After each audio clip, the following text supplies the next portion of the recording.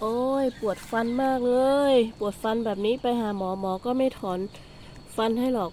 ต้องรักษาให้มันหายก่อนหายบวมก่อนแล้วไปค่อยไปถอนไม่งั้นไปหมอก็ไล่ให้กลับมาอยู่ดีนี่เอาใบนี้ไปต้มก่อนใบนี้เอาไปต้มทั้งก้านทั้งใบเนี่ยไปต้มแล้วก็ใส่เกลือเค็มๆนิดนึงบ้วมซักบ้วมแล้วก็ทิ้งบ้วมแล้วก็ทิ้งซัก4-5 รอบหายละหายแล้วก็ค่อยไปให้หมอถอนฟันดีกว่าโอ้ยปวดอย่างนี้ถ้าไปหมอก็ไม่ถอนให้หรอกหมอก็ไล่กลับมาอยู่ดีเอาแก้ปวดให้กินแล้วก็กลับมาอยู่ดี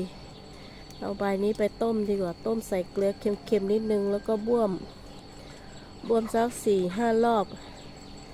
หายแน่นอนหายแล้วค่อยไปถอนกินกับลาบก็ได้นะอร่อยมาก